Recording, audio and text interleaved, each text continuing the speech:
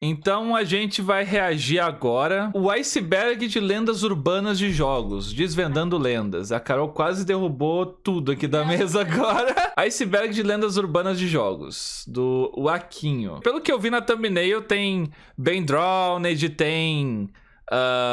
Herobrine, essas coisas aí, sabe? Lenda urbana de jogos, sabe? Vocês conhecem? Vocês lembram dessas lendas urbanas dos jogos que tinha há muito tempo atrás? Ou vocês não são nessa época de creepypasta? Vocês são? Aí, então beleza. Eu não sei. A Carol deu uma olhada. Tem alguma coisa muito pesada no vídeo, Carol? Esse aí não. O outro tinha não, desenho, tá. eu achei meio bizarro. Bom, a princípio não tem nada muito pesado, mas fica o aviso, né? Sempre que a gente vai ver um vídeo aí de algum canal que eu não conheço, sei lá, né? Bom dar esse avisinho aí no começo. Desde que o primeiro console foi lançado, inúmeros jogos deram as caras para acompanhar a evolução do mercado digital. Hoje em dia, muitos jogos, mesmo sendo antigos, seus nomes são extremamente fortes na comunidade, e grande parte desses jogos famosos são explorados de todas as formas. Mas o problema surge quando as pessoas começam a encontrar coisas bizarras, ou até mesmo relatam histórias que aconteceram com elas durante suas gameplays, surgindo assim lendas e mitos sobre jogos. Então é justamente sobre isso que vamos comentar nesse iceberg. Lendas urbanas encontradas em jogos. Então, bora lá. Oh, Sonic.exe.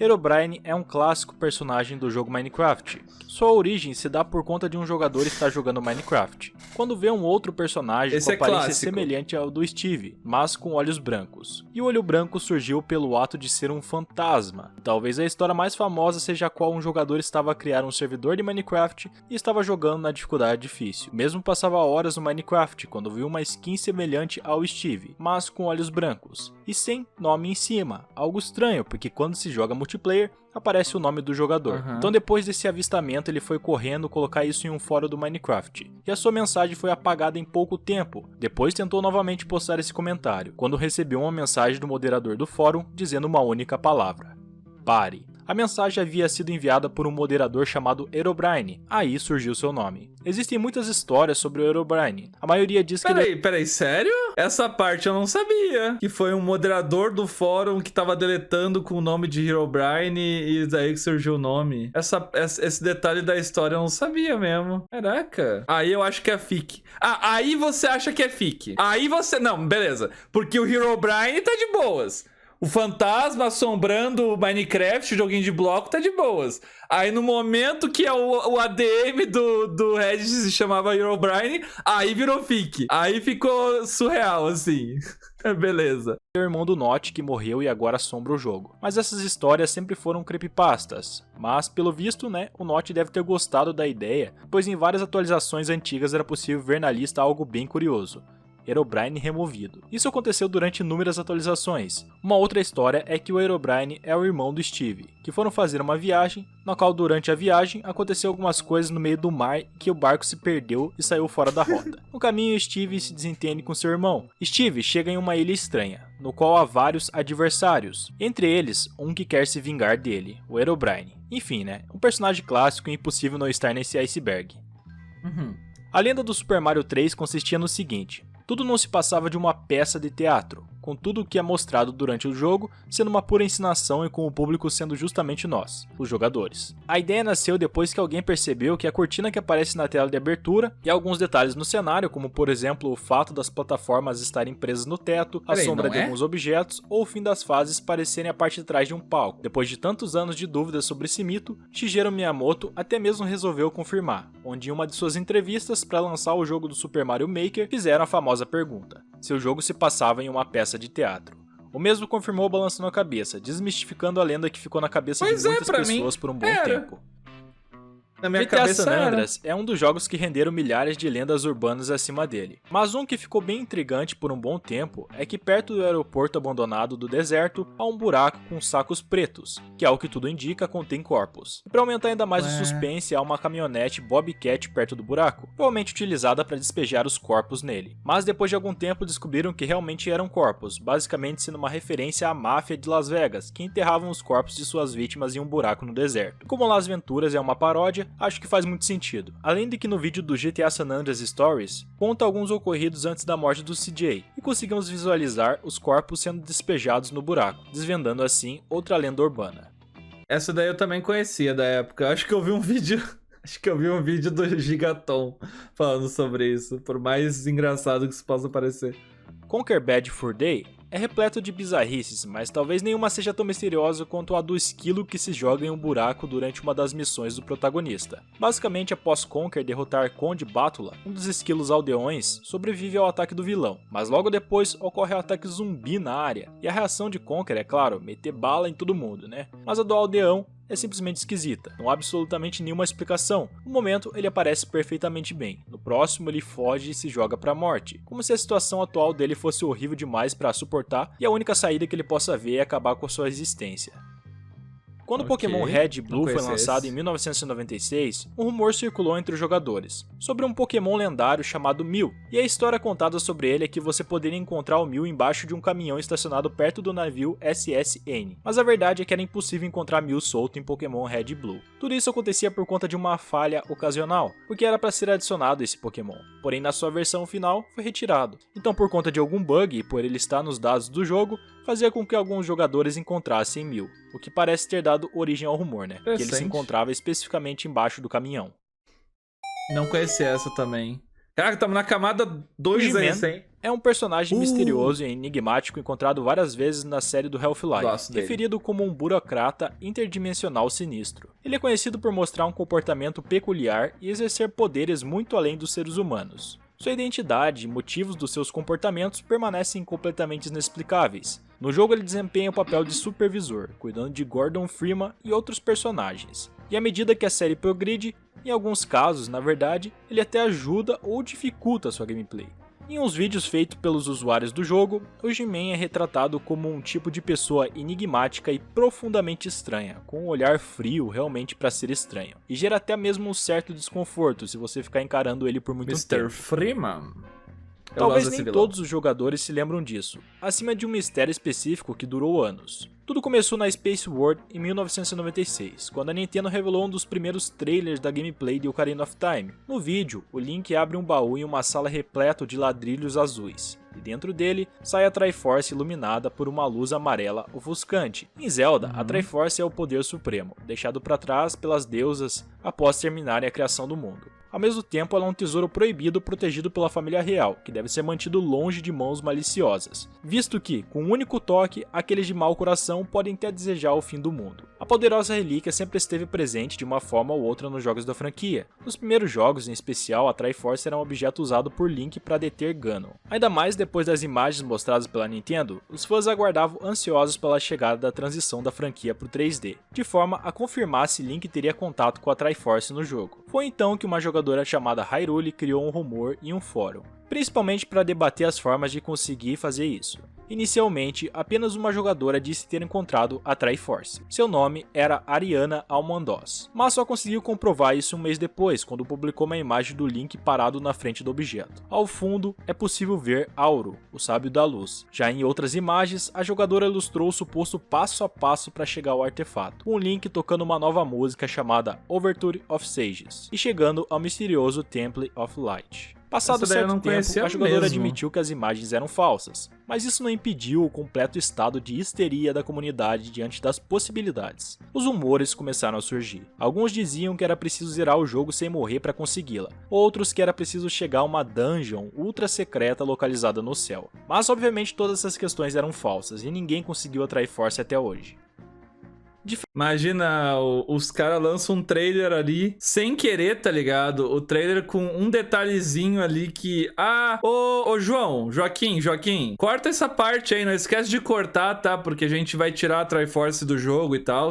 Então, não esquece de cortar do trailer, tá? Aí ele só... não corta e aí fica esse negócio pro resto da vida, assim. Pode ser um negócio extremamente simples. Diferente de muitos personagens da franquia do Mortal Kombat, talvez você já ouviu falar do Ermac, um personagem idêntico ao Scorpion, só que vermelho. Mas o personagem surgiu através de um erro, ainda mais nas primeiras versões de arcade do Mortal Kombat. Isso eu sabia. Porque em alguns momentos o Scorpion acabava aparecendo com um uniforme vermelho, com o termo Ermac aparecendo nos menus. Muita gente acreditou que se tratava de um personagem secreto, mas na verdade era apenas um erro na cor do personagem. Ermac, segundo o próprio Ed Boon, o criador do jogo, significa literalmente erro de macro. Mas, com toda a euforia dos fãs, Ed Boon fez com que o personagem acabasse sendo introduzido na franquia nos próximos games de forma oficial. Isso é bem legal, mas tipo, um personagem que saiu de um bug de textura se transformar num personagem real, mano. Isso aí é bem legal. Blackbird é um dos muitos colossos que foram removidos do jogo final. A batalha contra Blackbird iria acontecer em uma paisagem desértica, em vez de ser um lago, ou algo assim como o Avion. E de acordo com o artbook do próprio jogo, Blackbird seria derrubado com um arco, significando que o arco e a flecha eram vitais para derrotar o colosso, Isso me parecido deixa com bad. outros tipos de colossos que já temos no jogo. E como o cavalo agro pode ser visto em várias screenshots, é provável que fosse Tipo, o Shadow of the Colossus era pra ter muito mais colossos do que tem. Não sei se vocês já jogaram Shadow of the Colossus, mas era pra ele ter muito mais colossos. Só que, né, não tinha capacidade na época de ter todos, então eles foram cortando os colossos fora. E quando eles fosse fizeram necessário remake, usar o eles acharam melhor não pôr. Achei isso blé. cavalo para derrotar o colosso. Mas a lenda não está em ser removido o personagem, mas sim por conta de que alguns jogadores encontraram o Blackbird no mapa, como se estivesse no jogo. Então surgiram vários rumores de que era possível encontrar ele de alguma forma, mas não se passava de um bug. Apesar de vários colossos terem sido removidos, esse foi o único que deu as caras. Mas enfim, é apenas um bug e Blackbird nunca apareceu de fato, e nem sequer é possível batalhar com ele. No GTA Vice City também conseguimos encontrar lendas urbanas, especificamente em um quarto de um hotel. Não conseguimos achar ele de forma convencional ou por missões, é meio que um quarto secreto, mas não é um quarto amaldiçoado ou nada parecido. Na verdade é um quarto normal, mas nele houve um assassinato, e é basicamente isso. Tudo que se sabe sobre esse quarto é que nele houve um assassinato. Mas uma das curiosidades é que no mesmo local onde ocorreu o crime, encontramos uma motosserra. Depois de muitos questionamentos, alguns começaram a teorizar que havia um Leatherface dentro do jogo. Porém, como o Vice City é baseado em Scarface, descobriram que na verdade é um easter egg do próprio filme, onde há uma cena em que presenciamos um assassinato no banheiro com uma serra elétrica, praticamente igual à cena que vemos no jogo. Interessante. Camada 3. Se você já jogou Pokémon Red e Blue, em algum momento deve ter se encontrado com um Missigno, um glitch, existente dentro do jogo que se tornou muito famoso entre os jogadores. O glitch do Missigno ganhou uma fama após ser divulgado pela revista Nintendo Power. Eu nunca fui atrás de encontrar o Missigno, mano. Em maio de 1999. A própria publicação alertou os jogadores que se fizessem isso, poderiam perder os dados salvos no game e causar problemas em seus Exatamente gráficos. por isso que eu nunca fui atrás. Mas para ele era preciso seguir 3 passos. O primeiro era assistir ao tutorial de captura do Pokémon com o velhinho em Viridian. Voar para a ilha Cinnabar com uma criatura que possa usar Fly, e usar Surf na divisa entre o mar e o continente. Feito isso, você conseguia encontrar o Missigno. Só que esse nome é uma abreviação de Missing Number. Por conta disso, muitos jogadores imaginaram se tratar de um Pokémon a mais que ficou fora do game, mas a própria Nintendo já confirmou que se trata apenas de um glitch. Segundo o livro digital do Resident Evil 4, o mercante é descrito como um mascate vendedor de armas vestindo um sobretudo preto. Chamas azuis indicam as localizações de suas lojas, e aparentemente ele é capaz de viajar por grandes distâncias num piscar de olhos. Ele carrega um grande número de armas selecionadas dentro de sua bolsa, e sobretudo, é óbvio pela sua aparência que ele é um ganado, mas não aparenta tratar forasteiros como uma ameaça, e irá negociar com qualquer um desde que pelo preço certo. Então há inúmeras teorias e questionamentos referentes a esse personagem, e uma delas é que os olhos do misterioso mascate ficarem avermelhados prova o fato dele ser um ganado. Mas, né, que tipo de ganado é esse? Porque diferente de outros infectados, ele não atende ao chamado de Saddler, e muito menos ataca pessoas. Além disso, o mercador é imune à plaga Removal Laser 412, ou simplesmente PRL 412, que é uma arma adquirida no modo de jogo depois que você zera. E essa arma é conhecida por ter o poder de eliminar todos os infectados pela plaga. Mas o único que não pode ser morto por ela é justamente o mercador. E vale lembrar que ele pode ser eliminado por outras armas do jogo, mas volta a aparecer futuramente. Será que ele realmente é um ganado? Ou seu vírus teria evoluído ao ponto de dar controle total de suas ações e por ser diferente a arma letal não pode atacá-lo? Uma coisa, esse mercador, ele sempre foi meu personagem favorito do Resident Evil 4. Mas tipo, eu nunca pensei em matar ele, tá? Antes que alguém fale, mas eu já vi outras pessoas matar ele realmente ele spawna depois. E é bizarro, né, mano? Tipo, quem que ele é? Geralmente, mercadores de jogos são misteriosos, né? Geralmente, assim. É só ver o Morshu lá, né? Geralmente são marcantes, são personagens marcantes. Welcome, stranger. O fato curioso é que durante o game é revelado no documento, Sera e a terceira festa Que o avô de Luiz Serra é um dos personagens que conhecemos durante o jogo, né? Conhecia vários atalhos e passagens secretas na região em que passa o game. Esses caminhos secretos nunca foram revelados e muito menos se sabe se o avô de Luiz morreu ou não. Ligando esses pontos, muitos acreditam que o mercador seria o avô de Luiz. E o fato de eles não se encontrarem no game dá uma certa força a essa teoria, né? O mascate então de preto, assim como o Luiz Serra, conhece essas passagens e pode se mover rapidamente pela região. Isso justificaria como o mercador sempre está à frente. E uma última teoria é a possibilidade de existir vários mercadores. Isso justificaria o porquê dele poder ser morto e reaparecer posteriormente na próxima tenda. Mas mesmo assim, né, é um grande mistério esse personagem. Realmente. No jogo do Bully há uma igreja, e depois da meia-noite, se você for nesse local, você vai ouvir a voz de um homem. E muitas pessoas acreditam que seja algum espírito ou até mesmo um ritual ocorrendo no local. Mas vamos para os boatos, né? Porque segundo as lendas, meia-noite eles apenas estão iniciando o processo para o ritual. As coisas realmente ficaram mais esquisitas de madrugada, porque são praticados os atos, né, pelos adultos no jogo às 3 da manhã. E supostamente esse ritual envolve sacrifícios de crianças. Porém existe um detalhe, né? O Jimmy não consegue ficar acordado até as 3 da manhã. Quando chega às 2 ele desmaia de sono. Então por que será que o jogo te obriga a dormir às 2 horas? Será que realmente ele está escondendo algo relacionado ao sacrifício? E eu creio que é apenas uma igreja mesmo e um padre realizando a missa. É tipo, isso quer dizer, imagina os programadores do jogo. Nossa, gente, bora botar um sonzinho na igreja pra não ficar muito silêncio? Bora botar um sonzinho? Pode ser fazer o sonzinho do padre fazendo missa, das pessoas conversando, orando lá dentro, pra chegar a comunidade e dizer, será que tá rolando um ritual? Caraca, mano. Às vezes é só um detalhezinho do jogo. Incrível. De criar coisas obscuras, acaba tomando essa proporção de algo que basicamente é bem simples.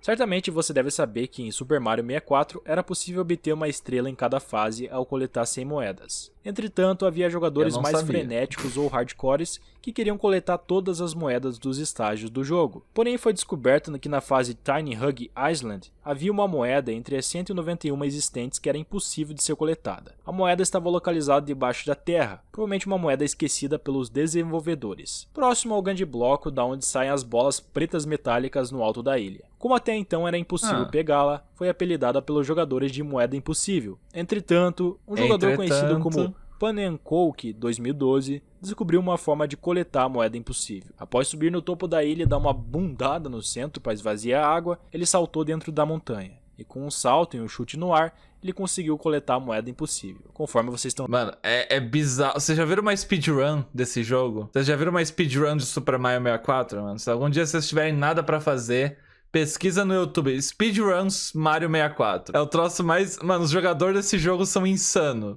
São, tipo, bizarramente insanos. Stardew Valley também te obriga a dormir às 2 horas. Verdade. Estão vendo aí no vídeo.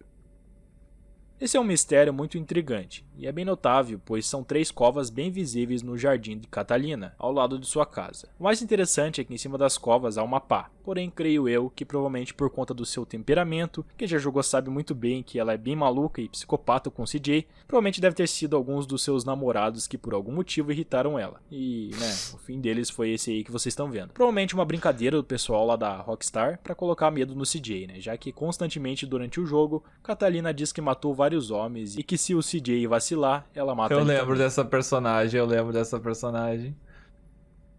Ok. Uma imagem bem famosa entre aqueles que jogaram a mansão de Luigi é uma imagem da sombra do Luigi, aparentemente enforcado em uma corda. Tudo isso acontece quando o Luigi atende um telefone localizado em uma sala. No exato momento, ele não pode usar a lâmpada. No instante, relâmpagos que fazem parte do jogo fazem a luz. Porém, a sombra de Luigi está levitada, e nessa sombra dizem que Luigi estaria se asfixiando com as mãos no pescoço. Primeiro que dá pra ver claramente as mãos dele ao lado do corpo, então ele apenas está de pé. Mas por que a sombra, né, está fora do chão em uma posição diferente do Luigi, sendo que ele só está no telefone? Provavelmente a sombra está fora do chão porque antes de atender o telefone ele passa sobre uma viga de madeira no chão. Eu já ia dizer, né? Não pode ser um bug da sombra, não pode. Não pode ser um bugzinho de textura, não. Seu corpo dá uma subida, então a sombra é daquele momento, basicamente. Mas não dá pra saber o motivo da sombra estar de uma maneira diferente. E é possível saber também que aquela não é a mão dele do lado do corpo na sombra, e sim aquele tubo que sai do aspirador nas costas dele. Mas ficou muito sugestivo realmente essa sombra. Então foi um simples erro do programador que colocou a sombra errada naquele momento que causou todo esse reboliço, né? O mistério de Alice Real 2401 afirma que Luigi seria um personagem jogável do Super Mario 64 e que seria possível desbloqueá-lo em algum momento do game. A teoria recebeu esse nome devido a uma suposta inscrição encontrada em uma estátua próxima à entrada de Big Boo's Haunt, que levou os jogadores a acreditarem que o L representaria nosso adorável encanador verde. Contudo, ninguém realmente conseguiu liberá-lo no título, e a hipótese não pode ser provada ou desmentida. Só que uma curiosidade é que após alguns vazamentos dos arquivos do jogo, inicialmente era para sim o Luigi estar no jogo, mas em sua versão final ele foi removido. Então sim, pode ser sim uma referência ao Luigi, mas não dá para confirmar também o que significa esse L encontrado perto da estátua. Ok.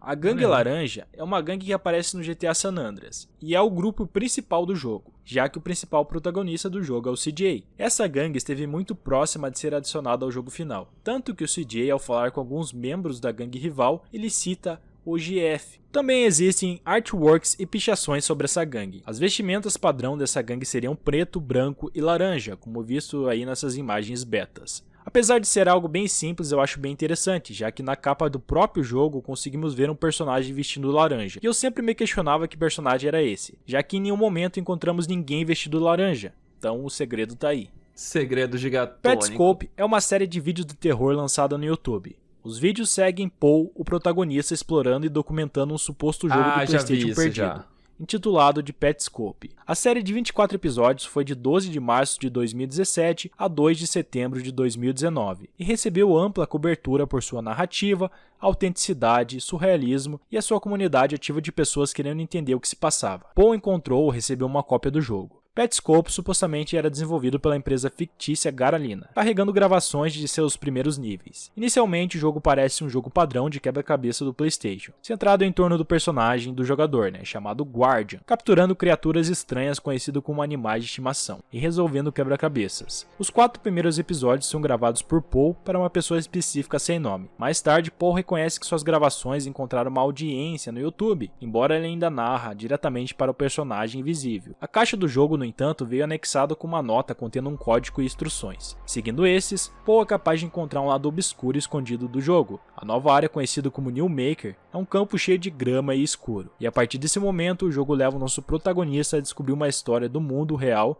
que traz várias complicações a si mesmo. É bem interessante essa história. Tem uma lore completa sobre ela. Eu tentei explicar de uma forma resumida, senão esse tópico ia render uns bons 15 minutos. Mas tem vários vídeos aqui. Eu acho que eu já vi um vídeo de 1 hora sobre Petscope já, se não me engano. É bem legal. É aqueles falam... Ai, olha só, gravação de uma gameplay de um jogo que nunca existiu, mas tem um lado sombrio, entendeu? No YouTube comentando sobre esse jogo. É aquele tipo de lenda assim. Além de ser um ótimo jogo, Sonic CD guarda um segredo que até hoje aterroriza muita gente. No menu principal, ao pressionar baixo, baixo, esquerda, direita, você será levado para uma tela escondida onde pode selecionar e ouvir sons do jogo. Então, se você selecionar a música correta para realizar o procedimento e pressionar Start, você é levado para uma tela super esquisita, além de uma música bem sinistra, que é, na verdade, a música do chefe da versão japonesa do jogo, e da imagem de fundo, um Sonic deformado com um estranho rosto humano. E como se não bastasse, também há uma mensagem em japonês que diz diversão infinita, Sega Enterprises e a imagem de Majin. O que deixa a mensagem ainda mais desconfortável é que Majin, em uma tradução livre, pode significar demônio, ou qualquer criatura sobrenatural com poderes sobre-humanos. É uma palavra que não possui uma tradução específica para o inglês ou português, mas o fato dela poder significar demônio é o que deixou muita gente perturbada. Mas nessa situação pode ser outro motivo, já que Majin também é o apelido de Masato Nishimura, o designer de fase do Sonic CD, ou seja, aparentemente tudo não se passa de uma pegadinha feita pelo desenvolvedor. Ah, que sobrenome, que apelido legal que ele tem. Ah, mas dá um medinho, mano, aquela tela. Catastrophe Crawl foi um jogo desenvolvido pela Opus Interactive. O Petscope é a mesma coisa que o Catastrophe Crown, que eu também conheço, porque eu vi o vídeo do Golart sobre ele. Inclusive, recomendo aí pra quem nunca viu. Liderando por Manfred Lawrence, originalmente destinado a um lançamento em 1999 para o Nintendo 64, mas vários atrasos fizeram com que o jogo nunca lançasse ao público. Acredita-se que o corvo inicialmente jogável seja Thea, filha de Manfred, que visitou o local de trabalho do seu pai para tentar falar com ele. No entanto, em um ponto, ela tropeçou em algumas escadas e teve um acidente desagradável. E acredita-se que os espantalhos são Martha e Nils correndo em seu auxílio. Em alguns vídeos do jogo, Nils é visto como jogável, mais digno de ação do que sua irmã, capaz de voar por aí. Ele encontra o cartucho na tumba de sua irmã e depois uma chave no topo do local de trabalho. Acredita-se que o corvo mais velho finalmente seja o próprio Mumford, tendo experimentado a dor de perder sua filha. Resumidamente, o jogo se baseia em uma creepypasta bem clichê, daqueles em que o jogo é perdido e encontrado e nele se tem coisas bizarras. Mas os vídeos contando as teorias acima desse jogo é bem interessante. Pra quem ficou curioso sobre esse jogo, eu recomendo você dar uma olhada no canal do Goulart, onde ele fez um vídeo de 1 hora explicando as teorias acima desse jogo. Ele tentando explicar fica extremamente confuso porque não tem como resumir em poucas palavras. É um negócio muito gigantesco. Candrome é um jogo de realidade alternativa, que começou durante 2013, quando um computador misterioso e sangrento aparecia em uma cabine na PAX Prime de 2013. O computador era o próprio Candrome, que apresentava um vídeo do que supostamente era uma transmissão ao vivo com pessoas sendo assassinadas por um homem com uma máscara de boneca. Como nesse evento é dividido em stands, ninguém sabia dizer do que se tratava aquele stand em específico que estava com essa tela toda ensanguentada passando esses vídeos. O mais estranho é que quando acabou o evento, ninguém foi buscar o computador, ele simplesmente ficou lá. Depois disso, por meio dos vídeos gravados desse computador, conseguiram descobrir um link que redirecionava ao próprio Twitter da conta do Candrome. Lá ele começou a postar várias pistas sobre alguns assassinatos, além de que depois de um tempo sua conta mudou de nome para Ben Richards, sendo uma das suas vítimas que conseguiu sobreviver e ainda por cima invadir sua conta. O mesmo por meio de enigmas começou a se comunicar com o público que seguia o Twitter de Deve ser um RG provavelmente. Mas depois de um tempo desapareceu. Só que por ser um RG, eu confesso que foi bem criativo, principalmente em 2013, que essa ideia de RG não era tão popular no dia de hoje.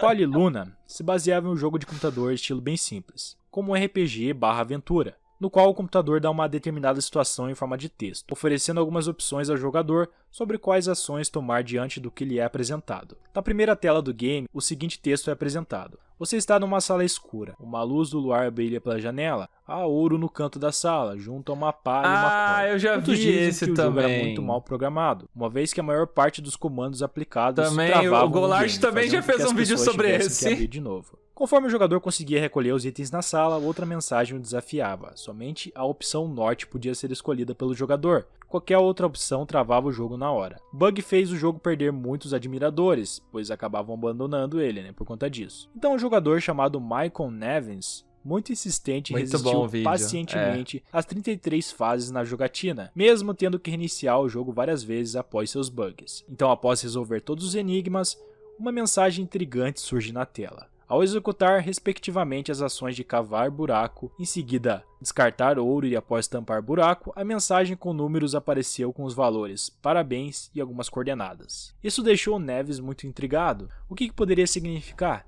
Então, após pesquisar um pouco, ele descobriu que basicamente eram coordenadas, Então, ao se tratar de coordenadas, ele decidiu buscar o local e o mesmo foi com uma corda e uma pá.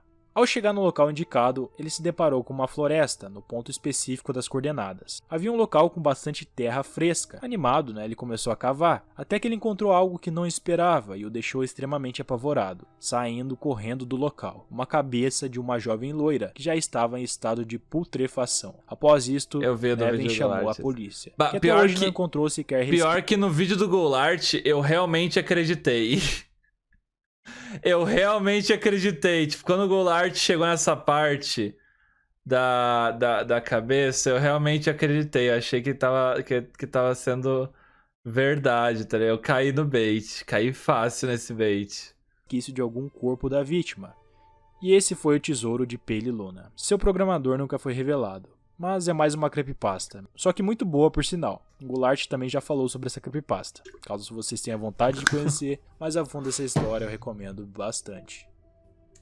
É isso, Toda a camada do iceberg é a camada Goulart. Satan é um jogo em preto e branco que foi visto pela primeira vez no canal do youtuber Jamie Farrell. E ele afirma que o game foi enviado por um fã, originalmente postado na Deep Web. Jamie diz que rodou o antivírus no game antes e, com tudo aparentemente limpo, iniciou a gravação de vídeos para o canal. O jogo não é bem feito, mas esse não seria o propósito dele. Basicamente, você deve andar por corredores que parecem sem fim, sem saber exatamente o que fazer. Quem você controla ou se há alguma história por trás. Não há inimigos, armas, itens, nada. só a solidão. Porém, do nada, você consegue ouvir alguns sons perturbadores, bem possivelmente de trás para frente. Alguns momentos o jogo dá umas travadas, e em questão de frames, apareciam algumas cenas de assassinatos ou pessoas mortas. Então no Iceberg, por ser um jogo que supostamente veio da Deep Web, e essa era só a lenda por trás. Mas também não se passava de uma creepypasta para assustar as pessoas. Como todas. O Game Boy Camera é um acessório todas. estranho que foi lançado para o Game Boy que permitia que você tirasse fotos pequenas e em baixíssima qualidade com seu console, que poderia então ser impressa se você conectasse a outro acessório, o Game Boy Printer. Mas o que tornou esse acessório absolutamente bizarro foram as mensagens assustadoras escondidas através dele. O sistema veio carregado com vários minijogos e recursos de edição de imagem, entre os quais tinha uma opção chamada Run. Toda criança que já possuiu um Game Boy Camera provavelmente já ficaram aterrorizadas por acidentalmente selecionar o botão Run no game. Porque se o fizesse, o sistema iria congelar por um momento e mostrar um rosto aterrorizante acompanhado da frase "De quem você está correndo?" ou "Não seja tão bobo". E para traumatizar mais ainda as crianças... Como que alguém não vai ficar traumatizado com isso, mano? As imagens bizarras eram acompanhadas de um som tenebroso que tocava de fundo. Obviamente que surgiram lendas de que o produto era amaldiçoado e que aqueles seres eram criaturas satânicas. Porém, era apenas os próprios desenvolvedores que resolveram testar o sistema de edição do Game Boy e resolveram deixar suas fotos editadas como uma espécie de brincadeira. Eu espero que tenham gostado. Assim, tipo, pra vocês é engraçado e tal, mas imagina uma criança vendo isso. Desse Iceberg, não esqueça de se inscrever e deixar um like. Nos vemos no próximo vídeo e até a próxima. Bom Iceberg, mano, bom Iceberg, mas eu senti falta de algumas coisas, mano, tipo, o Ben Drowned tá na capa do vídeo e não tá no vídeo. Acho que faltou um pouquinho. Todo Iceberg falta alguma coisa, só falei porque eu achei engraçado, o Ben Drowned na capa, mas não tá no vídeo. Não, o Iceberg tá bom, tá ligado? Bastante dessas aqui eu não conhecia,